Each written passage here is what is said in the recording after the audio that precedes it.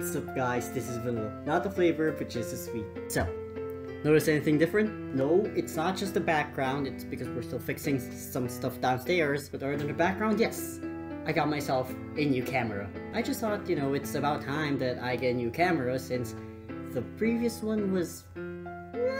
So recently I attended a wedding of my friend's mom. And no, it wasn't your typical Christian wedding, a Muslim wedding. Now, I'm not Muslim myself, but I know a lot of people, a lot of relatives actually, who are actually Muslims themselves. And as I witnessed the ceremony, I realized how the stereotypes that we have understood are actually false. So as controversial as it is, here's the defense of Islamic weddings. Now, before I attended this wedding, I asked my family and my acquaintances if they knew anything about Islamic weddings. And turns out, none of them knew any of them. And instead, they had to depend on stereotypes like the marriage takes 2 hours, or the wife is always bought, or most commonly that it's always an arranged marriage. Well, let me tell you right now, those things are not true. First of all, Muslim weddings only last, get this, 5 minutes. It mainly consists of the ijab, or the confession, and then the khabul, or the acceptance. Now, ijab is the first part of the wedding where the priest, or the wazir, I think they're called, says to the person that, I marry him to you. And khabul is having the other party say yes. And just like that, the ceremony is over. Of course, that depends on the tradition or culture of a certain country. Here in the Philippines, it's conducted in the way I stated before. But in Malaysia, they have certain ceremonies and practices that make their wedding ceremonies much longer. Same goes with other Middle Eastern countries. So you may be asking, if it's that short, then why don't they just sign the papers? Well, as a matter of fact, they actually do sign papers after the ceremony. There are actually conditions before marriage and the signing of the contract is approved. The first condition is that the wife and the groom must be identified. Second, both parties must be pleased with one another. Third, marriage must be put on contract, and it should also be protected by a guardian. Oh, by the way, when I say guardians, I mean the bride's protector. You see, in Islam, girls are protected and respected at all times. Now, a guardian actually has its own qualifications. He must be Muslim, he must be male, he must have good character, and he must be an adult. Now, in case the bride can't find a person like that, he can always ask the Muslim leader. Females or women are not treated as accessories that can be just bought. And more to that later. The fourth condition is that there must be witnesses to the marriage, as proof that the bride and groom really did have a ceremony. Last condition is that the marriage must be announced or it must be made public. It's only after that that weddings can commence. Now, the next issue is about buying your wife. Now, we all know that Muslims practice polygamy, and this is a practice that most people tag as immoral. Well, their religion says otherwise. According to Ar-Rum 21 of the Quran, and among his signs is this, that he created for you wives from among yourselves, that you may find repose in them. Yes, I read the Quran. I mean, I am a literature major and I should just read every book out there because that is basically my job. So anyway, the purpose or the objective of this multiple marriage or multiple wives is to find repose or find peace.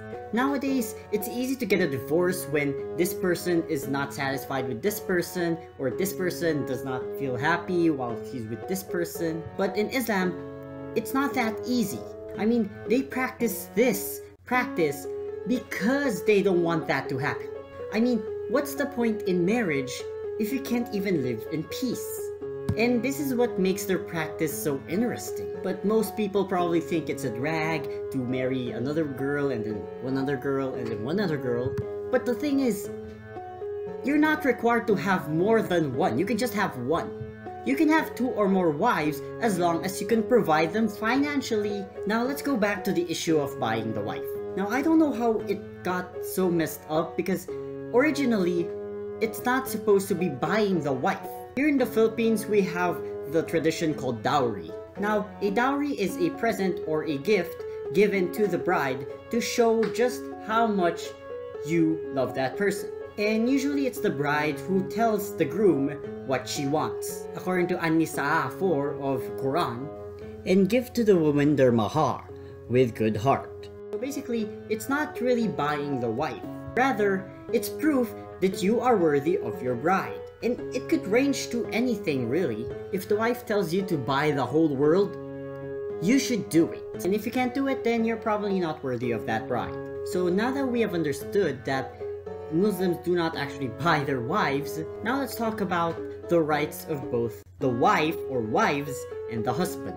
Now the first right of the wife is to be treated equally and fairly. If you gave your first wife a car, you should also give your second wife a car. If both of your wives or all of your wives want your attention, then you should give all your attention to them. The second right of the wife is for the husband to be nice to them. You can't swear to your wife or you can't call her names because that's already disrespectful. And it goes against the belief of the Muslims, which is not to harm females. By the way, not harming the wife is actually the third right of the wife. Now let's go to the right of the husband. The first right of the husband is that the wife must always be available. Husband tells you to cook, well, you gotta cook. Husband tells you to kill a person, don't do it. You see, there's a limit to what a husband can tell to her wife. The task that the husband must give must not be forbidden or haram. Second is that the wife must have permission from the husband if she wants to do anything. Now, it's not that they want to restrict the wife, it's more like they want to protect them.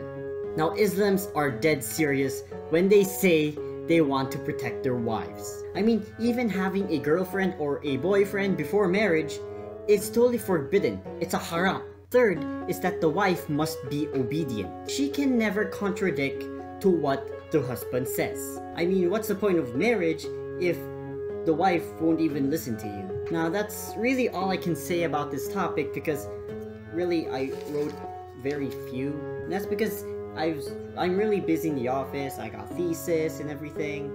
But if you want to learn more, there's a site named islamqna.com, which I'll leave in the description below. But I'm not necessarily telling you to convert, I'm just, stating out that the stereotypes that we knew aren't really true. But what about you guys?